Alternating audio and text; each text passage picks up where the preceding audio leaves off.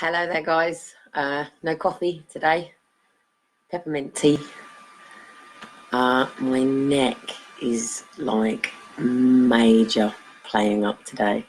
So just want to give some time. Please do know that Crackbook doesn't let me know that there are people there and doesn't always show me the comments down in the bottom until sort of later on. So just a quick hello. Give some people some time. I'm just saying it has just let me know that there's one person on, but what happens is it just shows me that and it doesn't show me the comments, and then after I come off, all of a sudden it shows me 174 people sitting there, and it starts to show me some of the conversations. I don't know what is going on. It's just gone dark out there or something. Something's just dropped. If I took, oh fuck's sake, my neck. If I took the blind down, it would just be a beaming light through here, so you wouldn't be able to see anything but a rainbow, which is probably not a bad thing. So he's looking at me, I suppose. But Saturday, guys, Saturday, all MPs, all Parliament people are to be seated in Parliament on Saturday.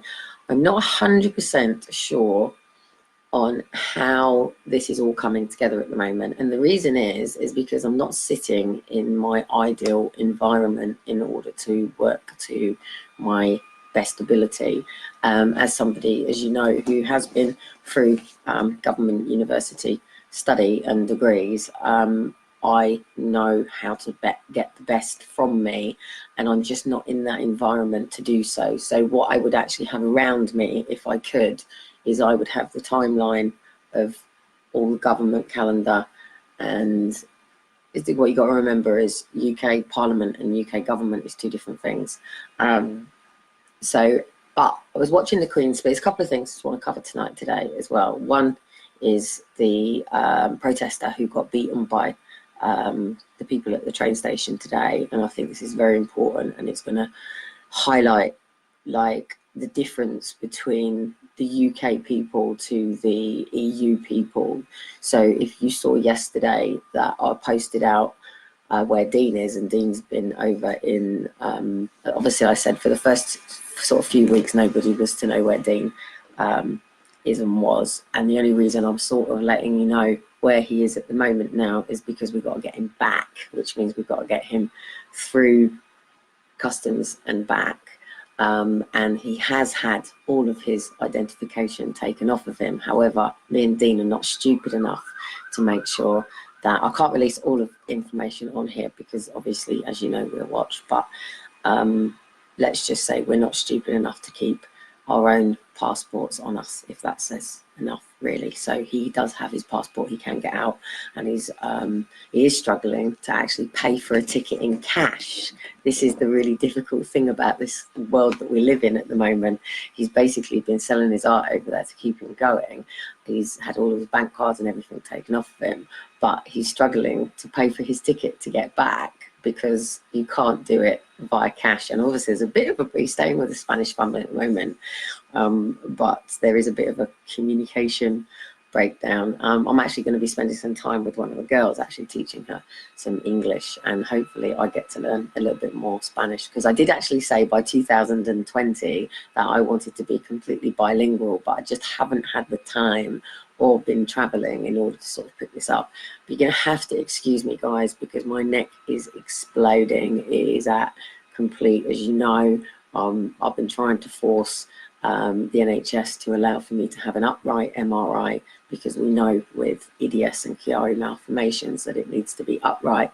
The moment you put us in a laying down MRI, it forces all of the things back, and because they put you in a neck brace, so it doesn't actually show the drop of the Chiari malformation. So currently, right now, my cerebral cortex is sitting right in the base of my neck, so it's completely sort of dropped into it, and it's fucking hurting all the way down. So for those who don't know, and why I sort of spoke out in the first place, it was to do with the fact that I had been disabled by this country, and I had a desire to be enabled, and I have constantly tried to retrain and educate so I could come back into a position so I could still be of service and use to my family and country, I suppose, rather than just being off-written that I was disabled and not worth anything to this country, and just to be out of the way, I suppose. And that's pretty much what they do. I'm just lucky that I have what's called a hidden disability.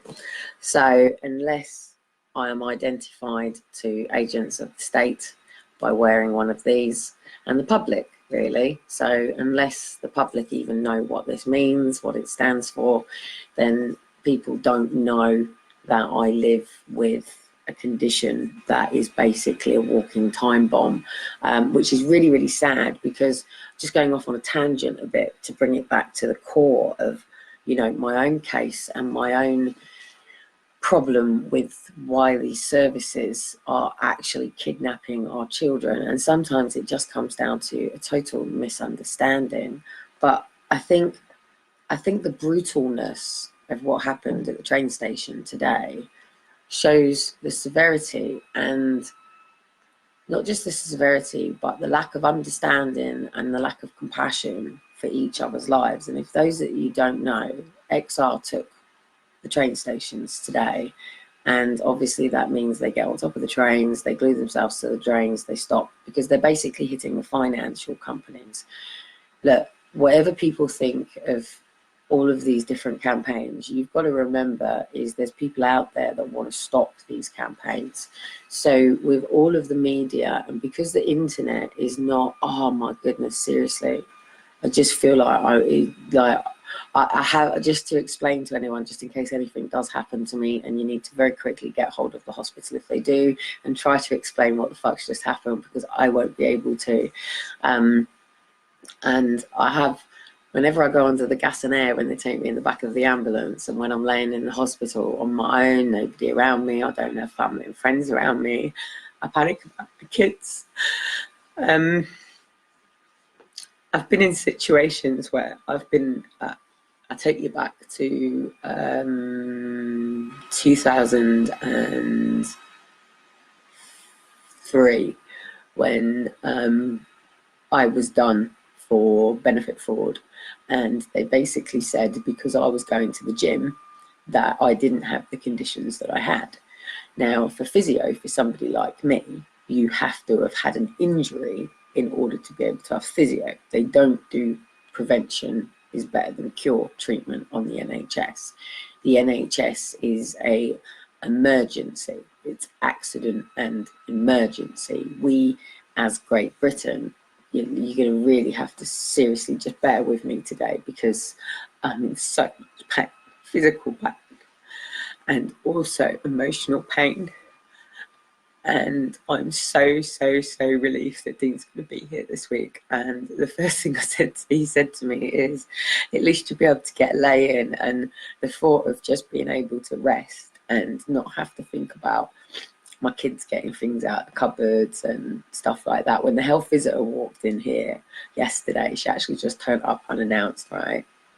And it was the most scariest thing of my life, because my complete fucking hallway reeks of cannabis. Is actually like skunk cannabis. So as soon as you come out of the lifts in my hallway and you come through my set of doors, it's okay that side, because we've got an Iranian family, totally anti-drugs, totally anti-alcohol.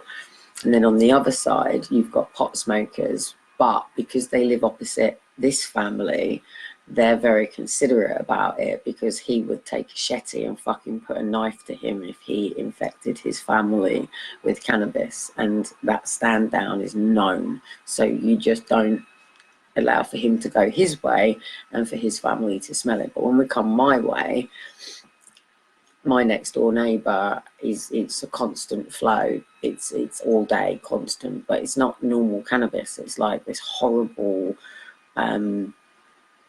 the smell as you come through hits you. So of course, when the health visitor knocked on my door yesterday, her door is immediately next to mine. There's like that much of a gap, so it's all that area comes outside.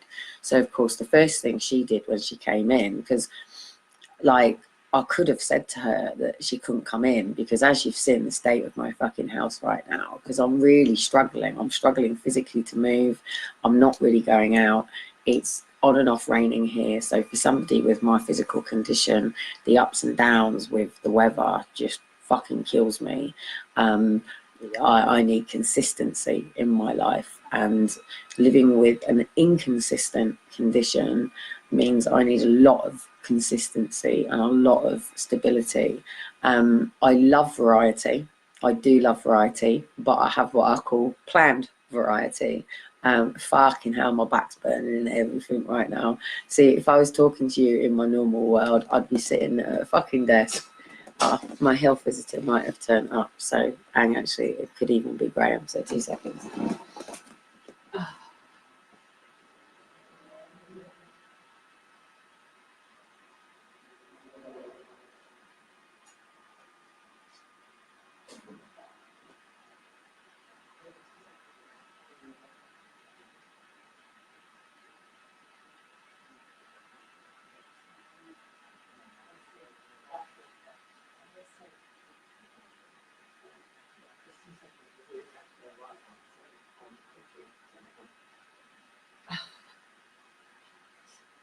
I didn't know whether or not you were gonna.